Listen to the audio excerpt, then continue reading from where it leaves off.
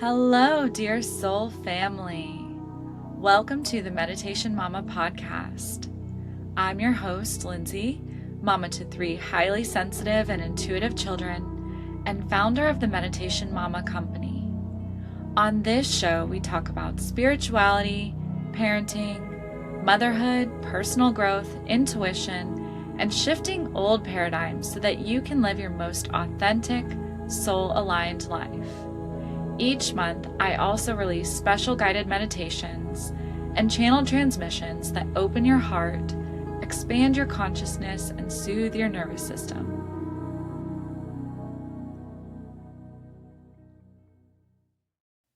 Hello, dear listeners. Welcome back to the podcast. Today, I'm interviewing Hannah of Birthing My Being. Now, Birthing My Being is a company where Hannah does these incredible human design readings, and she also hosts these amazing supportive classes for women and mamas and creatives.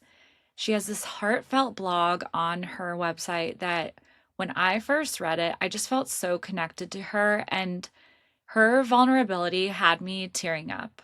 She is just such a warm, soothing, just deep soul. And if you met Hannah in person, you would have no idea of all that she has moved through. So we're going to dive into part 1 of a 2-part episode with Hannah.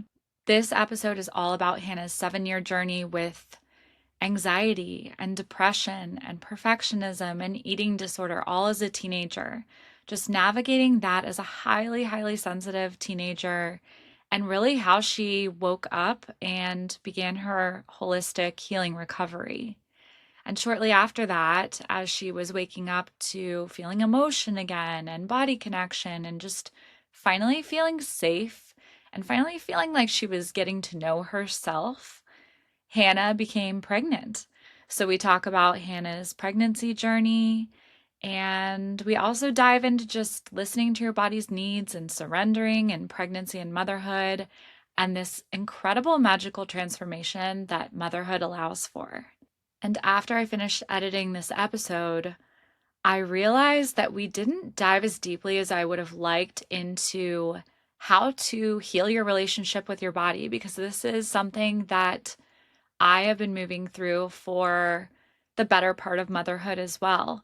So I'm going to share kind of my tips and tricks and ways that I have really finally found that love for my body and that connection that I honestly truly never had. Like even through my first pregnancy, I share in here, I still didn't fully have that body connection. And it really took until my second pregnancy to kind of find that like reverence and that awe and that love and amazement for my body. But it's been a very, very long journey for me, and you'll hear about the parallels that Hannah and I have with one another.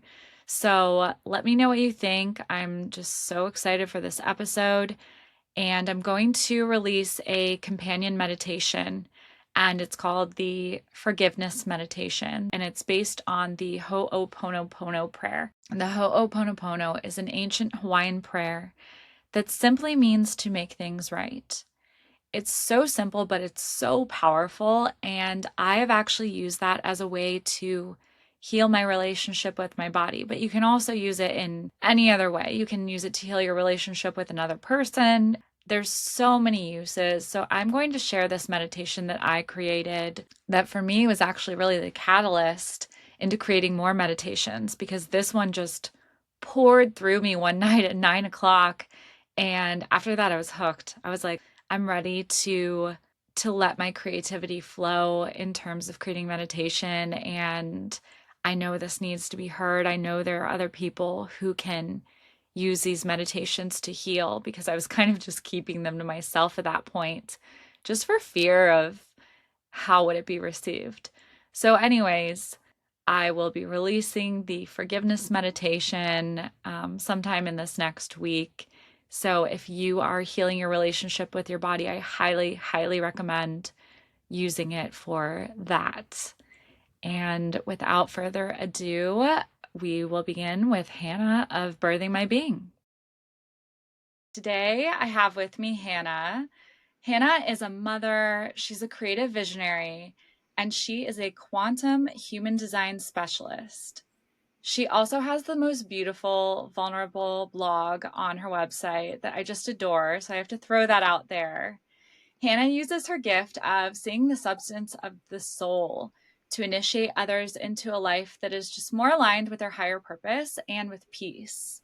She uses human design to support you in tapping into the art of who you are, birthing the beauty of your being, and weaving your essence into everyday life, which allows for more freedom, more fulfillment, and just fluid expression.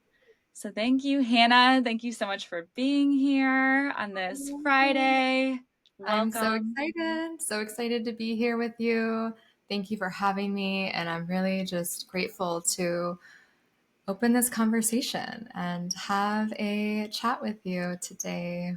Me too. Me too. So this podcast is really kind of going to be two episodes in one from what I'm seeing.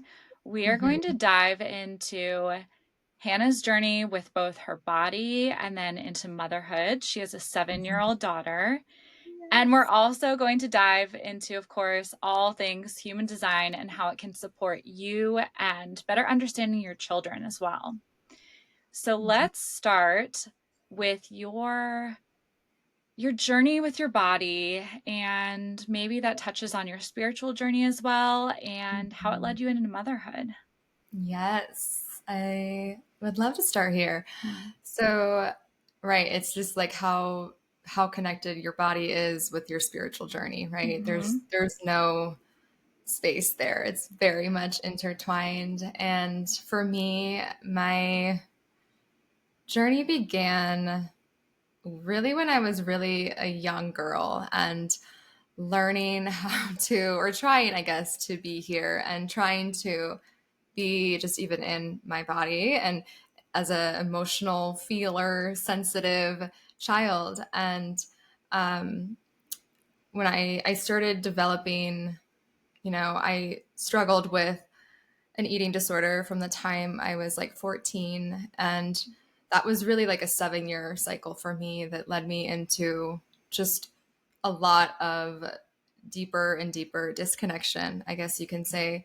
And for me, my catalytic moment with that journey was when I was 20 and I had really reached a moment of like, okay, I have to choose to either heal and come into my body and feel all of these repressed and swirling things that are going on inside of me, or like there didn't even feel like another option, to be honest. It just felt like life was like, okay, this is a catalytic moment for you. I had been so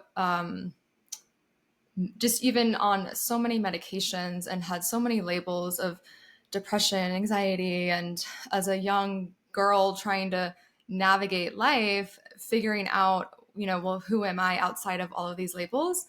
And that was very much also a big part of my own mother's journey of being medicated and that turning into an addictive spiral and that becoming part of my journey and own generational breakthrough healing cycle too. And so for me, it was really this moment of I had just been so lost, I had been so what I felt like was like in the system of you're depressed, you need to take this pill, you're broken, there's something wrong with you. Oh, well, we're going to slap this label onto you now. And, and I didn't feel safe, right? I didn't feel safe. And I felt very out of touch with who I was. And it felt like that light never really had a opportunity to mature and grow and bloom. And so that led me, I had been very much, and I was in nursing school too. I'll throw this part into the mix. I was in nursing school and very much an overachiever, very much a perfectionist of I have to be the best. I want to be the top of my class. I need to be perfect. I need to be skinny. I need to look this way because let me just master the world of how much pain I'm in, right? And I eventually broke. I broke. Like my body reached a moment of like I can't hold on to this facade anymore. I don't know what's on the other side of it, but this is too heavy for me. And I can't. Like, so I reached that breaking moment and I had attempts at taking my own life and really wanting to just not be here. And I felt like, well, if I don't know who I am and I can't be here, then might as well not be here, right? And so that led me into like my depression was it was very much suicidal and I don't want to be here, it's not safe, all of that. And so when I had my fourth suicide attempt when I was 20, that was the catalyst of like you like it's time to heal. It's time to heal in a way that allows you to actually be here and not just slap more labels and things are going to actually take you further away from the truth. And that was terrifying, right? So that was like my catalytic moment. And I, like I said, it was in nursing and very much was trying so hard to hold on to any form of safety, any form of um, protection that I could. And so that was when my moment like really, obviously it was like this wake up moment of like it's time. So that's like the start, I guess you could say. Um and yeah. Yeah, wow. I relate to a lot of this so, so deeply. And when I read your blog, that was when I kind of had that moment because we've done our human design reading, but I Yes, didn't yeah. get to know you as a Mhm. person. And when I Mhm. read your blog, I was like, oh my God, I can Mhm. relate to every single thing on here. Mhm. I too have had body issues for the majority of my life. I too was I don't know if it was never technically diagnosed as an eating disorder, but I was definitely obsessive compulsive about my eating. I was tracking every little calorie I put into my mouth on the apps and doing workouts that just my body had no business doing, forcing things that didn't need to be forced when I needed to be resting, and just completely overdoing it. And so I fully relate to your issues with your body, but also the perfectionism component, because it's like you're trying to have some semblance of control. And it's like Mhm. I can control my body, so that's Mhm. where it's going to go, or I can control my grades. So Mhm. I totally understand what you're saying there. Yeah. Yeah, I fully relate to it. Yeah, you also mentioned just not wanting to be in your body because it was so Mhm. difficult to feel the deep feelings. And I think so many highly sensitive and also highly intuitive now adults have had those issues as kids. I know for me, my way of handling it as I became a teenager was numbing myself with alcohol. Mhm. And it was like, I can numb myself with alcohol, and all of a sudden, I don't care. I don't Right. care what anyone thinks. I don't care about anything. And it was the greatest feeling in the world. And Yeah. so that was really my issue between the alcohol, and then I would go in cycles of that, and then the perfectionism. So everything you say, I just completely relate to. And oh, thank you so much for sharing this very vulnerable story. So Mhm. you had this aha moment. Mhm. Where did you go from there? Like where you've tried, I imagine you'd been in a lot of therapy and you Mhm. tried the psychiatrics and none of it had quote healed you. So where did Right. you go? Yeah. So I obviously I had to part ways with school and what I thought was going to be my nursing career, and that was a whole death in and of itself, right? Because I'm like, oh my God, who am I without this success, this striving and everything? But I knew I had to just like totally have a fresh start, and so I actually moved out of state, and I at that point was really much needing to be like in recovery centers and doing that rehab type of work, which again only got so far. But in that process of like really clearing my slate and having the terror of like, okay, it's time to create something new, it's time to just feel life. And I needed to separate myself from at the time just my childhood home and where I grew up. And like I really needed to break some ties there for me to start to feel other possibilities of just like life itself.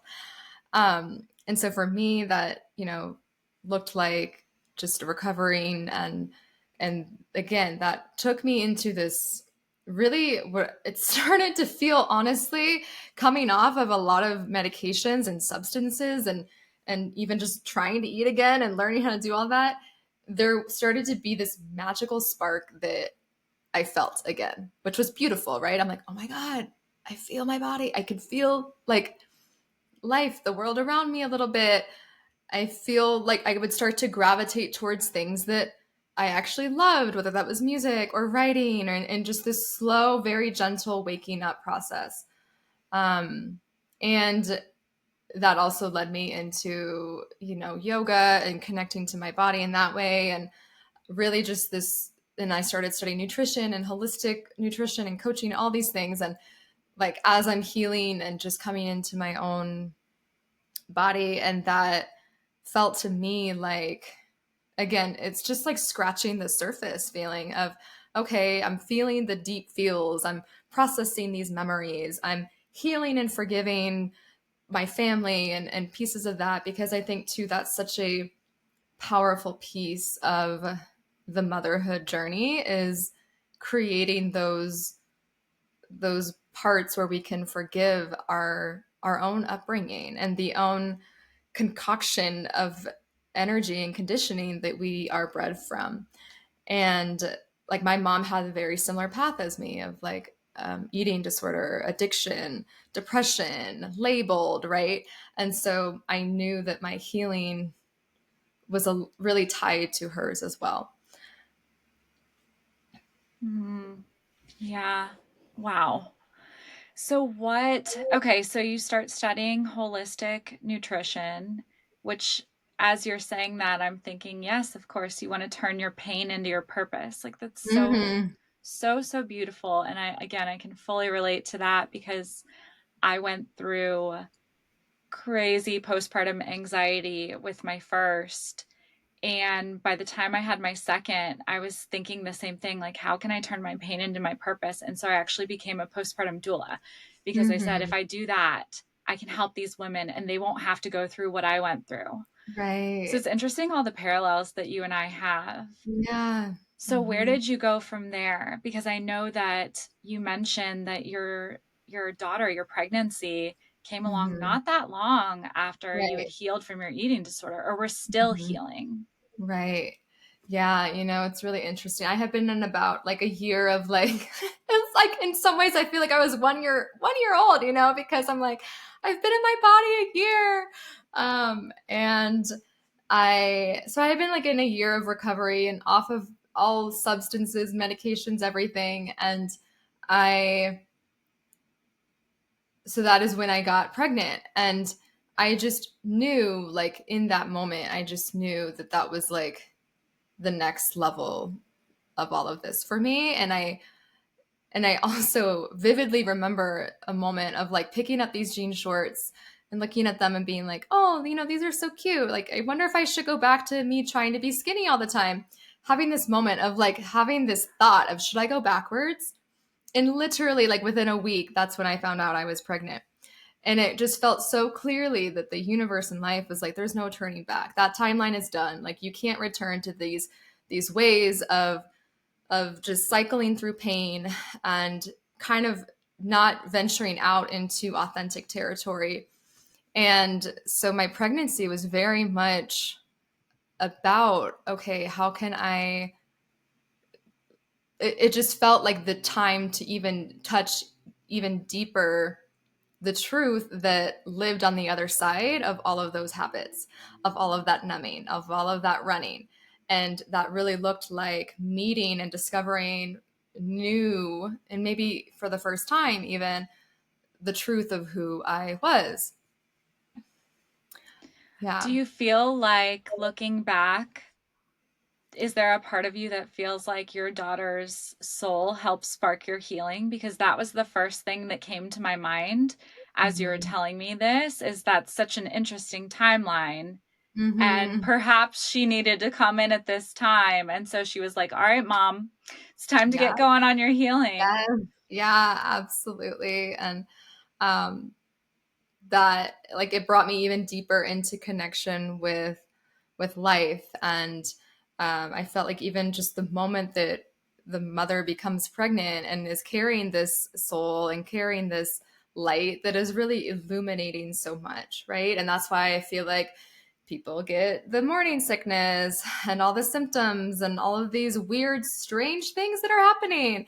And I felt like it was really just this invitation to come deeper into connection with life, to learn how to be in your body, to not eat well because you're trying to look a certain way, but eat well because it feels good, because it feels right, because you're nurturing this physical vehicle that, is holding this life. And also, really, that's when I was like, okay, I really do want to let go of so many of these thoughts and these beliefs that I know are not healthy.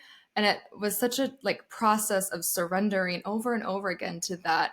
And there was that part of me that went into fear of like, oh my god, if I think this, then my child is going to be born with this belief. And I know that there is that connection of just the generational patterns and everything, but I felt like what it sparked me so close to was that desire to just love who I was, love who I am, love this body, thank this body. That is so beautiful.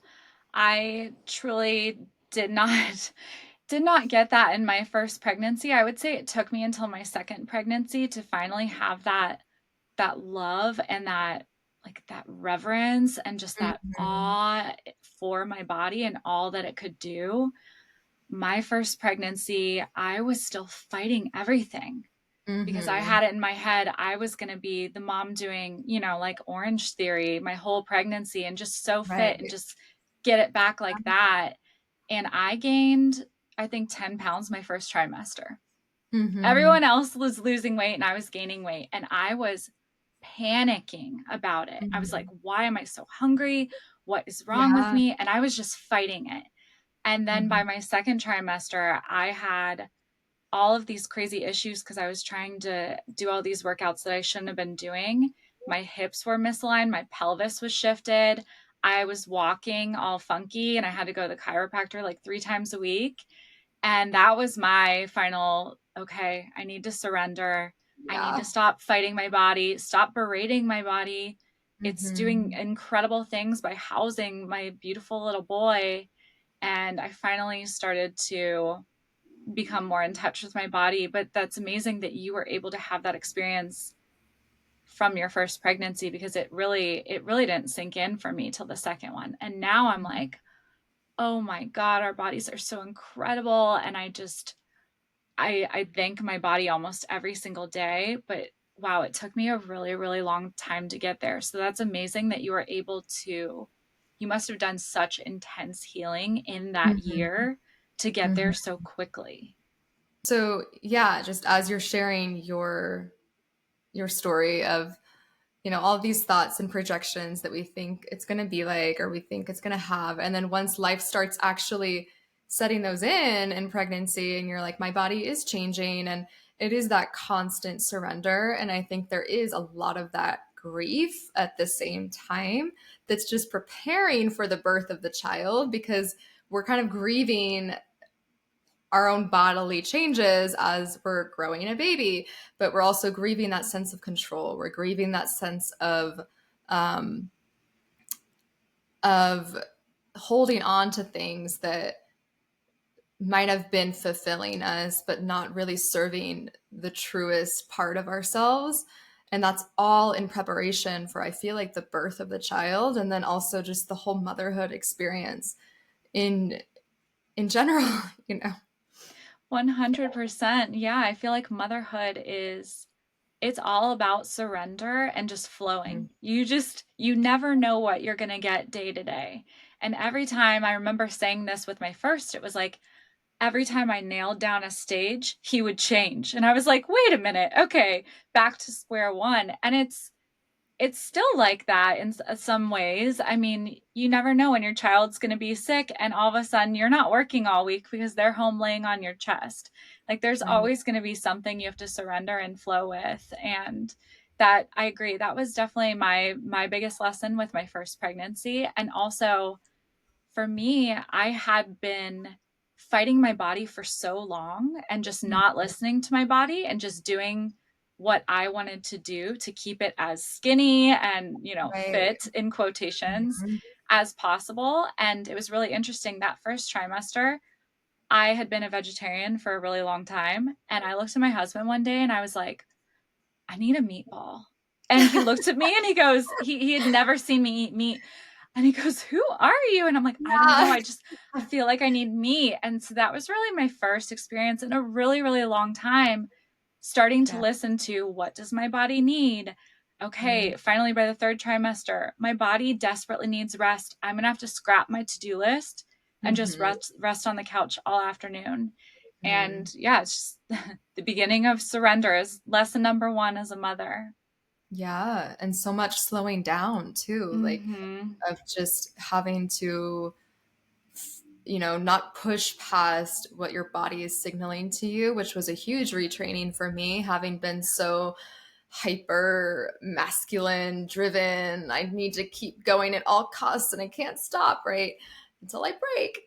But I feel like that slowing down and is part of that leading into that trust that, oh, everything's still going to be okay. I actually am being invited to slow down now. And a lot of us don't want to do that because it's scary and we start to feel what lives in all of the um, motion and all of the doing. And so that is like the big slowing down and returning into our being, I feel, is what that pregnancy calls us into. Absolutely. That's a beautiful way of putting it. Okay. Thing that has been mentioned multiple times on this podcast and something I talk about with my friends often is how motherhood is such an initiation in so many ways. So, how did becoming a mother to your beautiful daughter initiate you and to what? Besides obviously a deeper body connection. Yeah, I love this question. And I feel like for me, it goes back to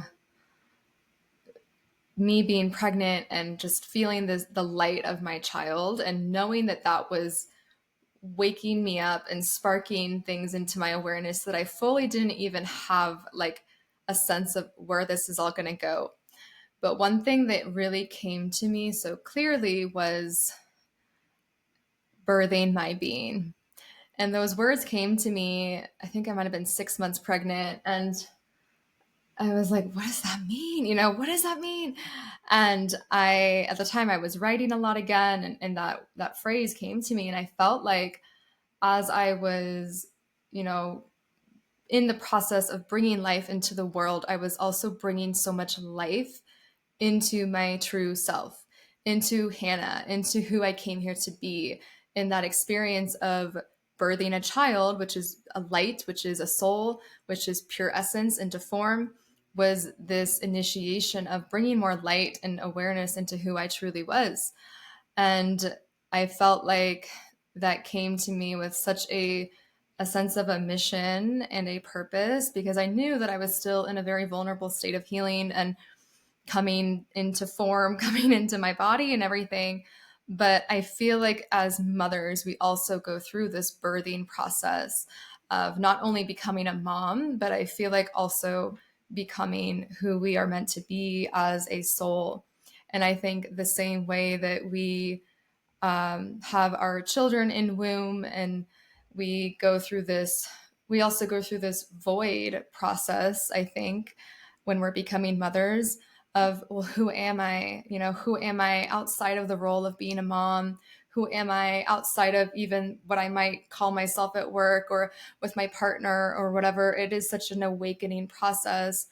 And I think children's presence of just their essence in their innocence gets to connect us back to that innocent part of ourself that wants to be here and wants to play and wants to create and wants to innovate and um, and connect to the world in that way. And I think that we are birthing ourselves, and there's always these parts of us that are in bloom too, in this season of, oh, I am coming into life. Maybe I feel the next version of myself um, on the horizon, but it's not fully there yet. and it's not fully here yet, but I can feel her, I can sense her, I can connect to her. And then even after that version of ourselves is here, I think there's this refinement period of I'm in tune, right? I'm tuning into this new expression of me. I'm tuning into this new version of me, the same way that we as mothers tune into the needs of our child. And I think that cycle and that process is like always evolving and always cycling through. And I think our society has a really challenging time with the grief that comes in with this whole identity birth and rebirth and death and everything. But I think it's so important to talk about because I feel like every mom has their own experience of that. And just identity crisis, identity loss, loss of safety, loss of who I was. And at the same time, I really feel like there are parts of the mother that are waking up, that are moving closer to your true self, your true purpose in the world. And your child is a light for you. And I think it's also important that we don't put that like responsibility on the kid of like, oh, they're healing me or they're saving me or fixing me, because they're your kid is here to be who it's here to be, and that alone is really what you need, and it's all you need, because it's the path of truth and the path of, I feel like it's the path of awakening.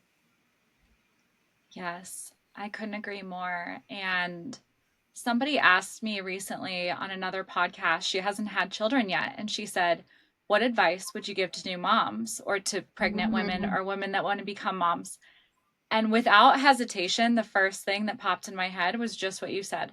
I said, just know that you will never be the same. And I Mm-hmm. think going into that might make the process slightly easier because for me, it was so shocking. I very much recall having my son, and before he was born, somebody asked me to go to their bachelorette party, and old Lyndsey was like, 100%, yeah. Oh, 3.5 months postpartum, no problem. I'll be so ready for a break. Mm-hmm. And I was panicking leaving for that bachelorette. I lasted 24 hours and I came home, and I just remember being there and looking at these friends who didn't have kids yet. And we used to be so resonant. And I was like, wow, I have completely changed in the last 3.5 months. I am not the same person. And it was Yeah. such a stark contrast. And I think to know that going in would have been really helpful because even with each child, I think to a lesser degree, you do have another rebirth and transformation of who you are. Mm-hmm.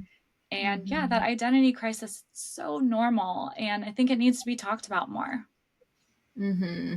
Yeah, and I feel like we have, or at least from my experience, what I went through with like my daughter when she was in her early years, right? Like really little, 1 and 2, and they're super pure and they're like just entranced with the world, right? They look at a tree and it's like the coolest thing ever for them, and they uh, just have this like very innocent nature to them. And I felt like I started to lean into that presence of like, you know what, I don't know really fully where my life is all going and how this is all working out, but this right here is magic, right? There is a magic in that childlike wonder and awe and creativity. And I feel like we're all in a way just trying to return to that like free flowing energy and that free flowing creative spark. And that's why I feel like, that's why when you hold a baby, it's like, oh my gosh, this feels so good, it's so healing. um, yeah. So. They're so pure. And I feel like we could all use a little more childlike wonder and awe. And I remember with my first, when he was getting to, I don't know, that age, like maybe 18 months, 24 months, and they start playing a little more with you. And I remember getting down on the ground and like playing these silly games with him. And I would just feel so lit up for the rest of the day Mhm. after that because I couldn't tell you the last time I had played before Right. then.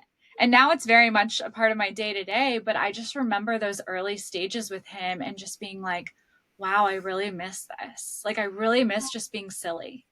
And I Mm-hmm. clearly needed that Mm-hmm. because it reignites your own spark, just like you were Right. saying. Yeah. Yeah. And I feel like that's such a healing force, such a creative force. Um, yeah.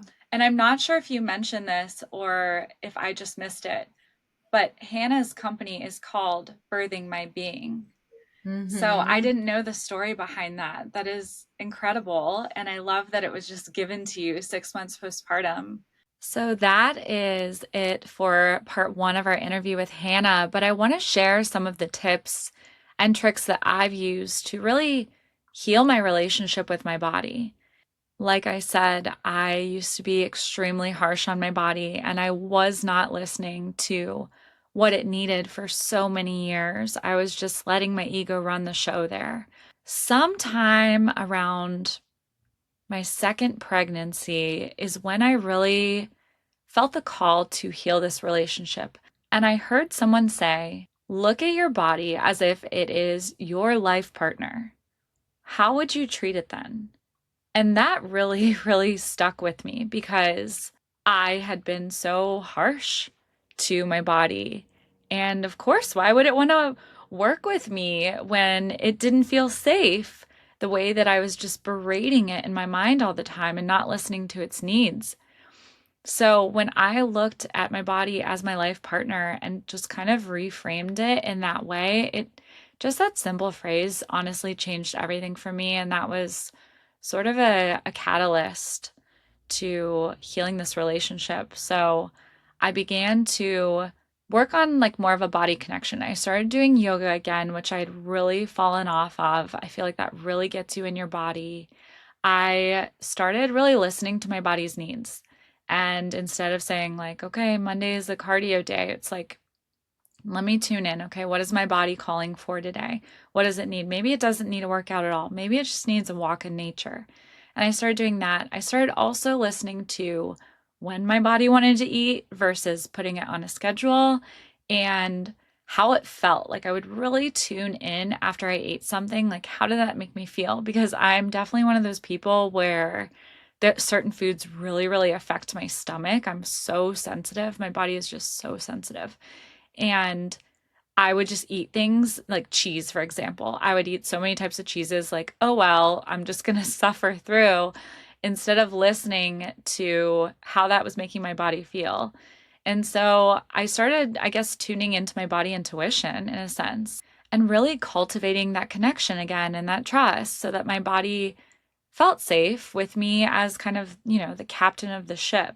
I started also really cultivating a practice of gratitude and becoming self aware of when I was picking my body apart, which often it was like when I would look in the mirror, like, oh my gosh, these like wrinkles or these gray hairs I'm getting from having two kids now, or the cellulite or what have you. And so I began to write down. For me, writing is so powerful, but you could also just speak it. And I began to write down all the ways that my body has served me time and time again. And then I would come back to that list if I was feeling really down about my body or if I was having kind of just like a negative body image day and comparing myself to other people or, celebrity culture, all that kind of stuff. And it is so tough after you have a baby when you're in that like 1, 2, 3 month, I mean, even a year postpartum, just kind of like softer phase and nothing's fitting the way it used to. Like, I know for me, I just in the last year or two, I've given up on certain clothes and I'm like, okay, my rib cage is permanently wider, my hips are wider, and that is okay. My belly is softer, and that is okay. I'm fine with it because this body has given me three amazing children, and I would not change that for the world. And this body works so hard to take care of me, and I'm just so, so grateful for this body. And I just really mistreated it for so many years and now I just want to love on my body and yeah, just cultivate that relationship. So again, writing down all the ways that it served you can be really really helpful. And this sounds really silly and it feels so awkward, but I would look in the mirror And I would just say, I love you. I love you. And I would do that every single day, or like anytime I looked in the mirror at a certain point, I would say, I love you. And I would look at my body, and if something started to come up about some area that I didn't like, I would immediately catch it and try to reframe it and create some sort of positive statement about what my body's done for me. And that truly probably made the biggest difference, besides obviously listening to my body. And then the last thing I want to share that really, really helped me, I learned about the Ho'oponopono, which I mentioned at the beginning of the podcast. It's this beautiful ancient Hawaiian forgiveness prayer, and it really just wipes the slate clean. And I learned about that prayer, and it was interesting. There was nobody that came to mind where I was like, oh, I have to say this to them immediately. The first thing that came to mind for me was my body.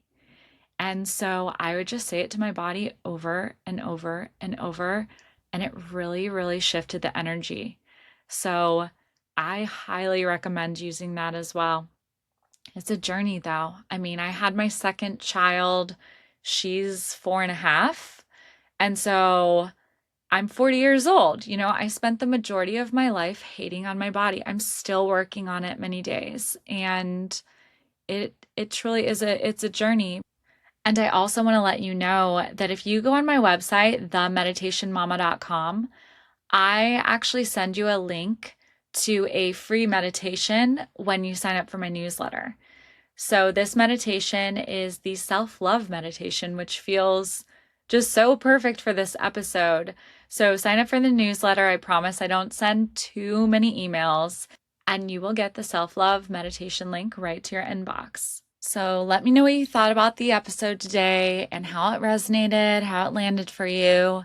And next week, Hannah and I will be discussing all things human design, which is really your energy blueprint for this life, and how it works with not only you, but your children, your family dynamics, all the things.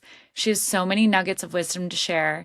And if you're curious about human design and you'd like to schedule a reading with Hannah, check out her website at birthingmybeing.com.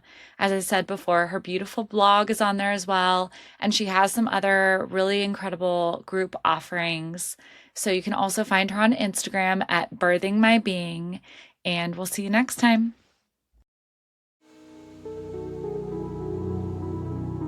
So with that being said, thank you so much for listening to the Meditation Mama podcast. Your support means the world to me, so if you enjoyed this episode, please rate, review, subscribe, and share with a loved one. Check out my meditations and all of my offerings at themeditationmama.com and sign up for my newsletter, and you will receive 2 free meditations. I would also love to hear from you, so send me a message on my Instagram at _meditation mama or an email on my website. See you next time.